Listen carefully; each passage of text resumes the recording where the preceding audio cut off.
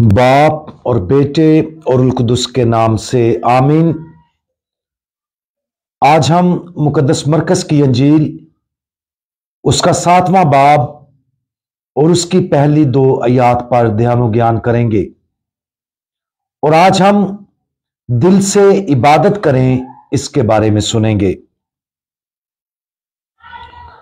तब फरीसी और बाज फकी जो यरूशलेम से आए थे उसके पास जमा हुए और देखा कि उसके बाज शागिर्द नापाक यानी बिन धोए हाथों से रोटी खाते हैं। यह बिल्कुल वाज़ेह मालूम होता है कि खुदावंद यीशु मसीह की फौरी शोहरत ने उन मजहबी रहनुमाओं को हसद और दुश्मनी की तरफ राग़िब किया और इसलिए वो खुदावंद यीशु मसीह में गलती तलाश करना चाहते थे। नतीजे के तौर पर उन्होंने खुदावंद यीशु और उसके शागिर्दों का बगौर मुशाहिदा करना शुरू कर दिया और उन्होंने देखा कि खुदावंद यीशु मसीह के शागिर्द बुजुर्गों की रवायात पर अमल नहीं कर रहे थे। चनाचे इन मजहबी रहनुमाओं ने खुदावंद यीशु से इस हकीकत के बारे में सवाल करना शुरू किया। खुदावंद यीशु मसीह का जवाब उनके लिए शदीद तनकीदी था।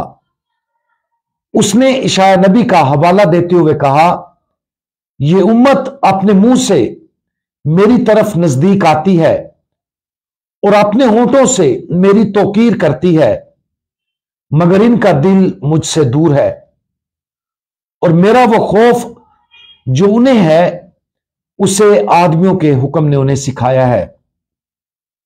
यह हवाला हम इशाया नबी के सहीफा उसका 29वां बाब उसकी 13वीं आयत में देखते हैं। खुदावंद यीशु मसीह ने उन पर सख्त तनकीद की क्योंकि उनके दिलों में सच्ची इबादत की कमी थी। बुजुर्गों की मुख्तलिफ रवायात जरूरी नहीं कि बुरी हों, जैसे कि खाने से पहले इतियात से हाथ धोना, लेकिन यह रवायात खोखली थी क्योंकि वो खुदा पर गहरे ईमान और मोहब्बत से मुतासर ना थी। इंसानी रवायात की ज़ाहरी पैरवी दर हकीकत इलाही इबादत का अमल नहीं था और यही खुदावंद यीशु मसीह उन्हें सिखाना चाहते थे। वो चाहते थे कि उनके दिल खुदा की मोहब्बत और हकीकी इलाही मोहब्बत के साथ मुनव्वर हो जाए। हमारा खुदावंद हम में से हर एक से जो चाहता और तिकाजा करता है वो इबादत है, खालिस दिल से और मुखलसाना इबादत। खुदावंद यीशु मसीह चाहता है कि हम खुदा से गहरी अंदरूनी अकीदत के साथ मोहब्बत करें। वो चाहता है कि हम दुआ करें, हम उसे सुने और अपनी रूह की तमाम ताकतों के साथ उसकी मुकद्दस मर्जी के मुताबिक जिंदगी बसर करें। और यह तब भी मुमकिन है जब हम मुस्तनद इबादत में मशगूल होंगे। कैथलिक ईमानदार होने के तौर पर हमारी नमाज और इबादत की जिंदगी लतूरियाई इबादत पर मबनी है। लतूरिया में बहुत सी रवायात और तरीकों को शामिल किया गया है जो हमारे ईमान की अक्कासी करती और खुदा के फजल का जरिया बनते हैं। और अगरचे लतूरिया बजाते खुद उन बुजुर्गों की रवायत से बहुत मुख्तलिफ है जिस पर खुदावंद यीशु मसीह तनकीद कर रहे थे, लेकिन यह खुद को याद दिलाना मुफीद है कि हमारी कलीसिया की बहुत सी इबादतों को ज़ाहरी इमाल से दाखिली इबादत की तरफ मुंतकिल होना चाहिए। अकेले हरकतों सकनात से गुजरना बेमानी है। जब हम सैक्रामेंटों के ज़हरी जश्न में शरीक होते हैं तो हमें खुदा को हम पर और हमारे अंदर अमल करने की इजाजत देनी चाहिए।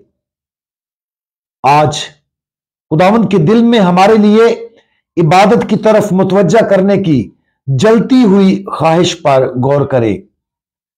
इस बात पर गौर करें कि जब भी हम पाकमास में शिरकत करते हैं तो हम अपने आप को उस इबादत में कितनी अच्छी तरह से मुतवज्जा होने देते हैं।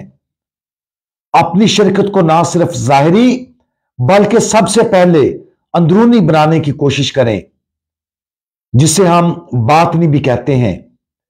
ऐसा करने से यह यकीनी बनाने में मदद मिलेगी कि फकीयों और फरिसियों पर हमारे खुदावंद की मलामत हम पर भी ना आ पड़े।